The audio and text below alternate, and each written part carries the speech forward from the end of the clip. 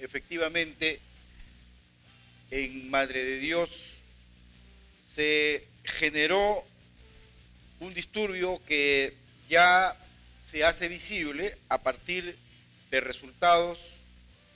que todos conocemos.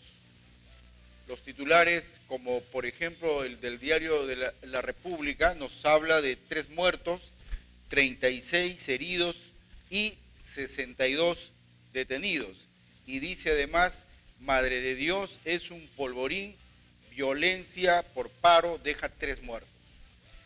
Muy bien, ese es el enfoque que da la comunicación limeña respecto a un hecho que se ha dado en definir como minería informal. La ilegalidad, que es también otro término que se le acuña a esta actividad,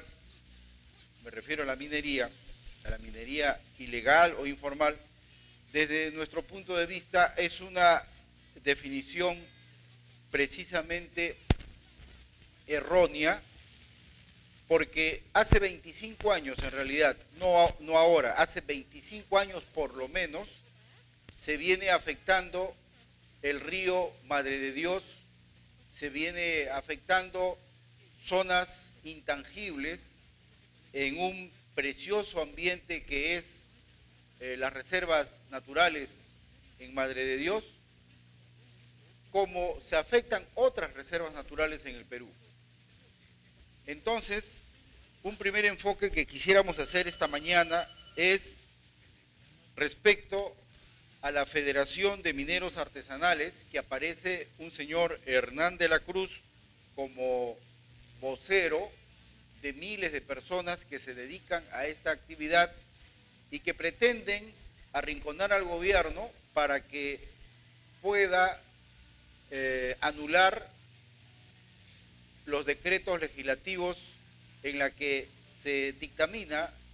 medidas respecto a la minería informal o mal llamada ilegal,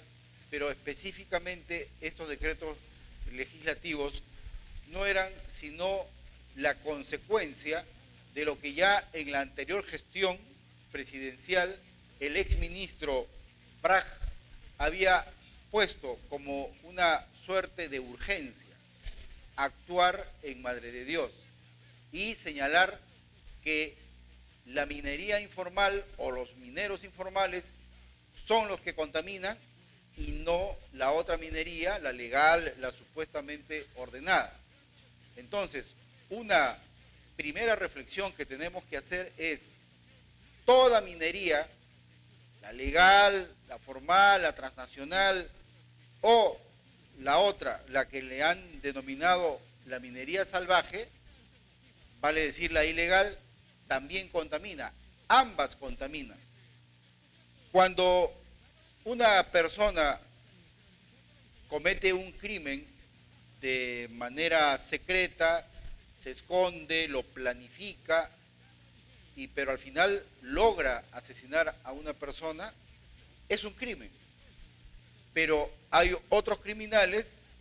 que abiertamente en la calle sacan su revólver y asesinan. Ambos son crímenes. Uno de manera escondida y otro de manera abierta. Y por eso es que nuestra segunda reflexión es que lo que se está evitando abordar en el Perú es los crímenes ecológicos que se cometen día a día. Crimen contra la naturaleza, crimen contra la tierra, crimen contra todos nosotros que tenemos que respirar o que tenemos que tomar un vaso de agua contaminado en el Perú. Entonces, aquí no deberíamos dejarnos llevar por el superficial enfoque policial de que fallecieron tantas personas o que detuvieron tantas y que tantos quedaron heridos. Esa es una manera muy chata de abordar un tremendo problema que ahora ya no tiene escapatoria, en la medida en que este 28 de marzo, y esta es la tercera precisión que queremos hacer, este 28 de marzo, el Tribunal Constitucional tiene la oportunidad de abrirnos un horizonte jurídico y evitar que el Poder Ejecutivo siga dando decretos legislativos cuando en realidad se le está quitando la opción a que el Parlamento ejerza su rol. Y por lo tanto, quizás no hay casualidad en ese debilitamiento y en esa satanización que se está haciendo al Congreso en la persona de su presidente, el señor Daniel Abugataz, por parte de unos cuantos congresistas. El 28 de marzo, entonces, el Tribunal Constitucional va a dictaminar respecto a un pedido de inconstitucionalidad que ha hecho el Poder Ejecutivo contra una ordenanza regional que dio el gobierno regional de Cajamarca, que basándose en la ley 27.687, que es la ley orgánica de gobiernos regionales, le da potestad para poder establecer medidas de defensa en el tema ambiental, protegiendo precisamente en Cajamarca zonas como las que Yanacocha ha tomado hace 20 años y que viene contaminando distintos ríos, como pretende hacer ahora con el proyecto Conga, el río Chaelhuahón, el río Jadibamba, entre otros. Entonces, el tema es que aquí hay crímenes ecológicos, unos cometidos por la minería formal y otros mucho más abiertos y desquiciados como el que comete la minería informal. ¿O acaso nos olvidamos que este famoso congresista Comeoro, que salió de las filas de Gana Perú representando a Madre de Dios, dijo sin una pizca de vergüenza que tenía 15 kilos de oro? 15 kilos de oro para poder hacer él los disparates que está haciendo precisamente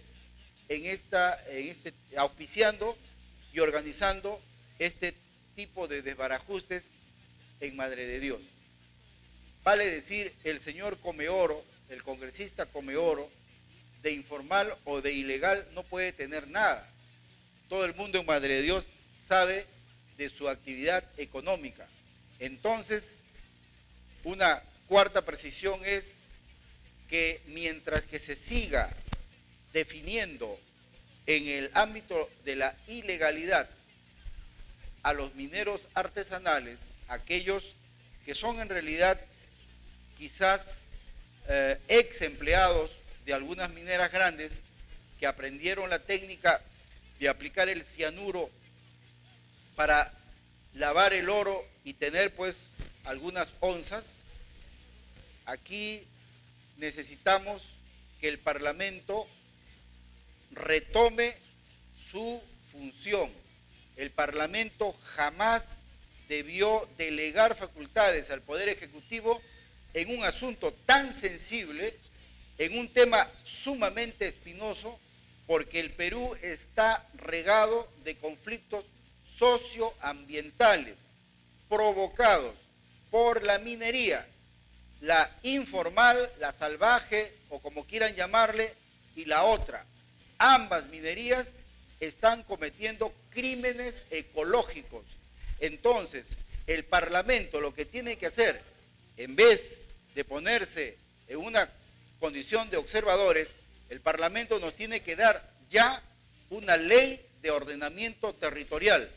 Si queremos minería, correcto. ¿En qué lugares, en qué territorios, en qué regiones podemos hacer minería? Pero no podemos seguir permitiendo que el Perú esté denunciado 19 millones de hectáreas dedicadas a la minería, cuando tenemos un precioso antecedente en otras actividades como la pesquería, el turismo y la agricultura, en donde igualmente el país se podría desarrollar. Esperemos que esta reflexión ayude al gobierno a buscar un mecanismo